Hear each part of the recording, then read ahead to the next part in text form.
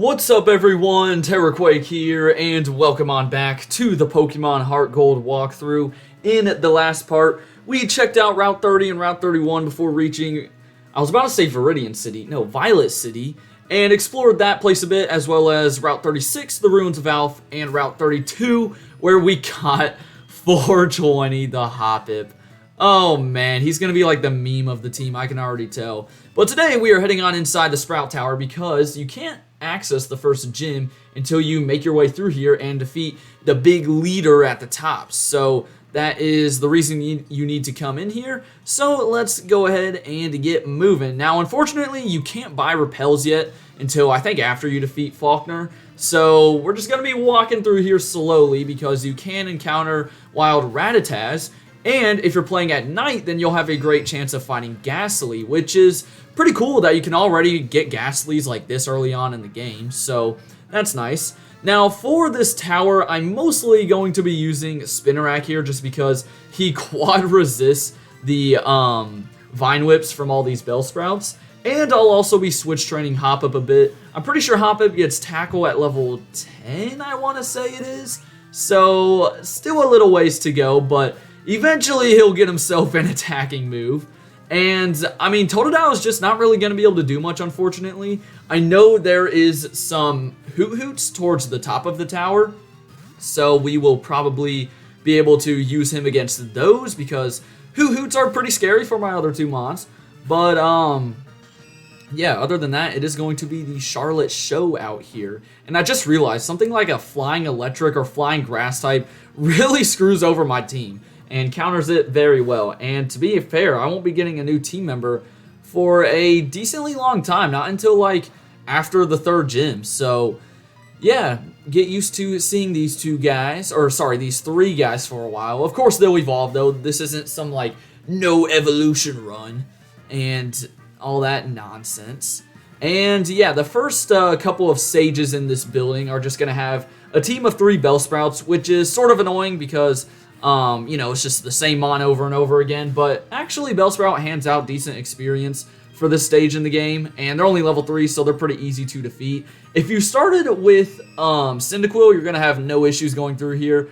Ember is just going to burn this place down, but if you started with Totodile like me, or even Chikorita, then you might want to pick up something else to help you out in here. And it looks like it's about a 3-hit KO without any critical hits that Spinarak was getting on the last 2 Bellsprouts. So, I don't know, I'll take a 3-hit KO. It's not too bad. Poison Sting is just neutral. If only these guys weren't part poison, then it would be super effective and everyone would be so happy. Now, there's a couple of items you can grab on your way up through here as well. So, yeah, that is very nice as we take down a Sage Nico. And we will move on along. Now, I'm not playing at nighttime, so if I run into... Well, I'm recording at nighttime, but if you missed the last episode, I changed my clock to be morning so we could catch Hoppip. But, yeah. So, I know if I run into any wild mons, it's just going to be a freaking Rattata, and I'm just going to sprint away from it. Both Hoppip and Spinarak leveled up during that fight. And Hoppip learned Tail Whip, which is progress, you know. He's learning how to use his tail, so eventually he's going to be able to learn how to attack. And Spinarak also got Constrict, which is just kind of a sucky move. I'm sure you guys know Constrict is like, I think 20 base power. I'm pretty sure in Gen 1 it was like 10 base power though, which for a move that doesn't do anything else, you know, it's not like a multi-hit move, that's terrible. So, yeah, we probably won't be using it too much.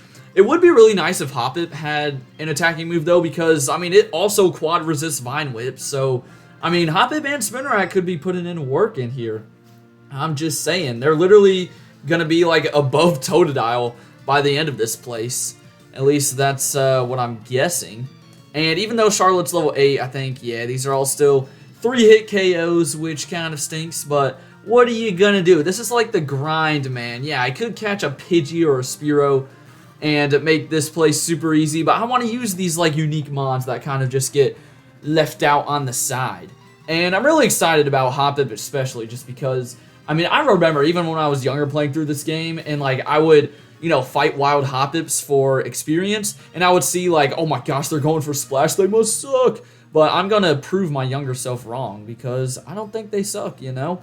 I know eventually they get, like, the Spore moves and the Powder moves, and then I'm assuming, like, Giga Drain or something. I don't know. I should probably check out my Pokemon's movesets. I always say that here in walkthroughs, and then I never do. So, yeah. I guess that makes it kind of cooler, though. Like, it's a surprise when we learn a new move, so I don't know. It adds to the fun of it. And one more Poison Sting will take you down. Now, after this floor, we're already on the final floor, which is very cool, but the final floor has like 4 different trainers, and you'll also see your rival up there. Don't get scared, though, because you won't fight your rival or anything like that. He's just going to kind of, you know, be very rude to the big sage leader guy that's at the top. That's all I'm saying. He doesn't speak too nicely, man. I don't know. And because of how many times I've gone for Poison Sting, we're almost out of them. I'm at like 13 left. And Poison Sting is one of those moves that has 35 PP. But it's literally like the best thing I can use in here. So yeah, that's what we're doing. I don't know if Constrict would be enough to finish off these Bellsprouts, so I'm not even going to risk it. Down you go, my dude. And do we get to level 9? Close. Very close. Very, very close. Okay. So, let's head up this ladder and get to the final floor, where, again, there's just a row of these sages ready to battle us. First of all, though, we're going to grab the potion right there. Now, luckily, there's also an escape rope that you can get up ahead, so once you get done with this place, or if you just need to go back down and heal, then you'll be able to do that. Anyways, this guy now only has 1 Bellsprout. Yeah, up at the top, man, they get serious. Now it's just 1 level 6 Bellsprout. I know. You better be ready because they just get so much stronger. But honestly, I'll take 1 level 6 Bellsprout over the 3 level 3 ones. Let's see if the Vine Whip does more than a hit point. No, it still does a single hit point. That's funny. That is very funny. I was curious to see how much it would do. Now, unfortunately, Poison Sting is not going to do nearly as much. Oof, that's kind of rough. I'm going to run out of Poison Stings here. I'll definitely have to go back and heal before the final battle, but that's not the biggest deal in the world. And maybe I'll have to use Totodile a bit. I know it's risky with all these grass types, but I mean, he does have Scratch, which is probably going to do more damage than Poison Sting, if I'm going to be honest. And I have plenty of potions, which is good. I'm sure I'll be using those during the battle that is upcoming. And let me see how much Constricted does. It's not Stab, and again, it's really weak. It's another move with 35 PP, by the way, but I'm just curious. Yeah, okay. Does a little less. It'd be a good move to, like, finish off opponents with.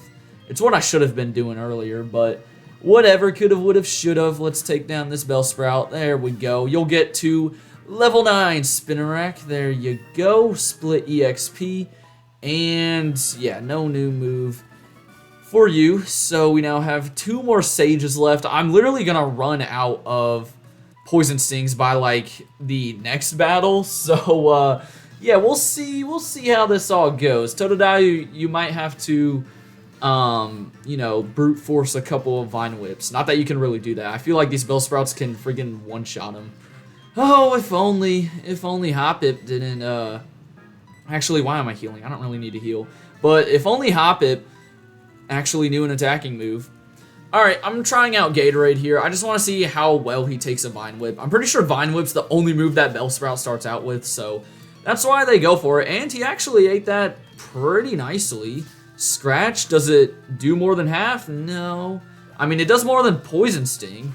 And this does exactly 8, so we can take another one. And honestly, I think Gatorade can knock this man... well, no, he can't. Never mind. Never mind. Abort the mission. Abort.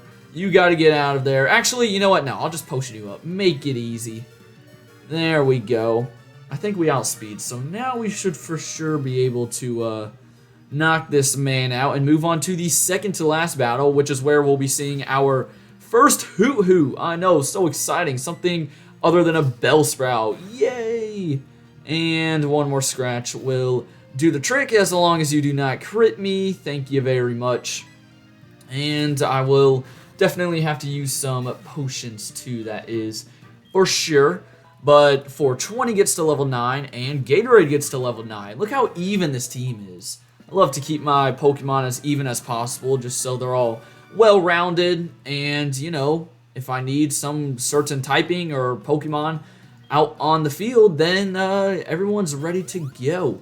So, a couple of quick potions, and I'll probably throw Spinnerack back up front, and we will be ready for this fight. So, let's freaking do it, baby. Let's get it. Alright, and you can see a glimpse of our rival up ahead, Passerby, that I spelled with one S. Yeah, if you missed part 2, I was going to call him Passerby Boy, but that was like nowhere near close enough to fit, so I just called him Passerby with only one S, because that was the best I could do. And the reason I did that is because Bulbapedia calls him Passerby Boy, and I just found that funny. Alright, hey look, these level 7 Bellsprouts actually know growth. Ooh, too bad that doesn't help them since Vine Whip is physical, so yeah, I'm sure they did not know that. And it's probably still going to do a hit point. Yep, as predicted. And I'm down to 3 more Poison Stings after this one. Let's see how much this does. Oh, I think I'm going to want to go for Constrict because I'm pretty sure... Okay, we'll do 1 more Poison Sting, and then I'm pretty sure this guy has another Bellsprout after the Hoot Hoot. So we'll finish you off with Constrict. I'm really having to conserve my PP because I'm not going to go back down and heal until after this fight. I'll probably cut it out too since we're going to be walking all the way back down. But I just feel so pathetic having to, you know, conserve my PP in one of, like, the earliest areas of the game with, like, the weakest mons. But it is what it is. We've gone through almost all of our Poison Stings. And here's that Hoot Hoot I was talking about, so let's just go to Totodile. This is where he can actually be useful a bit, which is very nice. So let's get it, Gatorade. Let's freaking do it. Only level 7. You got this. Spray some water in this man's face. Now, I know the last battle on here, the guy actually has a level 10 Hoot Hoot, which is going to be pretty embarrassing because my Pokemon aren't even that high of a level. Now, unfortunately, Faulkner's Pokemon got buffed from the Gen 2 games. He doesn't just have like a level 7 Pidgey and a level 9 Pidgeotto. They're now, I think, level 11 and level 13.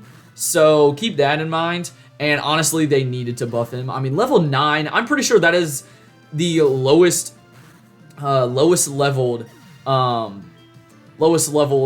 gym leader ace out of all the first gym leaders. I mean, I feel like all the others are like at least level 11, 12, 13, somewhere around there. Alright, I have made it back to the top after healing up, and it is time to see what our rival is doing. Now, he defeated the, leader sage guy, or I guess he's called the elder, but apparently he doesn't treat his Pokemon right. He's like treating them too harshly and stuff, and then all of a sudden he is just going to teleport on out of here, basically. But no, he just used an escape rope, and that's actually what you can pick up right over here by the top right Bellsprout statue. And yeah, our rival is just kind of a big meanie pants in this game. I'm sure you guys knew that. So now it's time to fight the Elder for ourselves and really test ourselves and test out the strong connection between us and our Pokemon. And he's got 2 Bellsprouts, both at level 7, which we just dealt with earlier. They shouldn't be too bad. And then the Hoot Hoot is actually at level 10. Could be a little bit tougher, but I've gone back and healed. I know these Bellsprouts can't really touch Charlotte here, and Spinnerack's getting crits, which is very nice. So yeah, we've got all the Poison Stings in the world. We are set to take these dudes down. Really, the Hoot Hoot is the only thing I'm worried about because he's literally higher level than my whole team, which is kind of embarrassing, but that is a-okay because Spinnerack should get to level 10 after this, and then technically he won't be higher level than us. So yeah, we can say that at least. I am a little worried about the upcoming gym though. I'm going to try to not do any off-screen grinding. And, well, I say I'm going to try to. I'm not going to do any off-screen grinding, but, like, if I go into that episode and then just completely get obliterated by Faulkner, then, hey, maybe I need to do a bit of off-screen grinding. I don't know. We'll see. I don't want to have to catch, like, a Mareep or Geodude or Onix, though. Or trade for the Onix, technically. Just because I want to use my team, you know? I don't want to have to add on a random mon. Also, in the last episode, I talked about how Geodude and Onix are good options. Mareep's also a good option too. Remember, you can find that south of Ecruteak City. or Violet City. Oh my gosh, I'm getting the cities confused. Okay, to be fair, Eggertig City and Violet City have like a really similar vibe with like the history and stuff. But dude, at the start of the Let's Play, I said like, oh, these are my favorite games, and I'm like getting information wrong. It's so bad. I mean, 2 videos ago, I was calling like Route 29 and Route 30, Route 229 and 230, since we're just coming from Pokemon Platinum. So I gotta get my head in the game, man. I'm still like, part of me still back in Sinnoh, dude. Okay, so one more water gun. We'll take you down. There we go, Gatorade. We'll hit the double digits now. Is this the one you get Rage, or is it like 1 more level? Let's see. Yep, it's 1 or 2 more levels. Alright, that is fine. Yo, look at the experience, though, from that Hoot Hoot. I will take it. And then back out to Spinnerack we go. And, yeah, that will be it for Elder Lee. I'm assuming is how you pronounce that. Could be Elder Lie. Maybe he's a big old lie. Or liar. Liar, liar, pants on fire. You're gonna burn this whole building down with your pants being on fire, dude. Come on now. Actually, isn't that how the anime episode went? I'm pretty sure in the anime episode about the Sprout Tower, like, literally Team Rocket was gonna burn it down or something. I don't know. I swear that's how it was, though, because I think I've seen that episode. Alright, well. Oh, look at that. A crit from Charlotte. Dude, that's like 4 or 5 crits throughout this place for Spinnerack. Sweet, man. So down goes Elder Lee / Lie. And as a reward, we will get the TM for Flash. Now, Flash is not an HM in this game, which is very nice. And that means you don't have to use a gym badge in order to use it outside of battle. So you can go back into the Dark Cave and light that place up right now if you'd like. And you can also get rid of it off of any of your Pokemon at any time. Just keep in mind that TMs are single use only. Anyways, that will wrap up this episode. Next time we are taking on the first gym leader, Faulkner. For now, have a great rest of your day, and until then, deuces.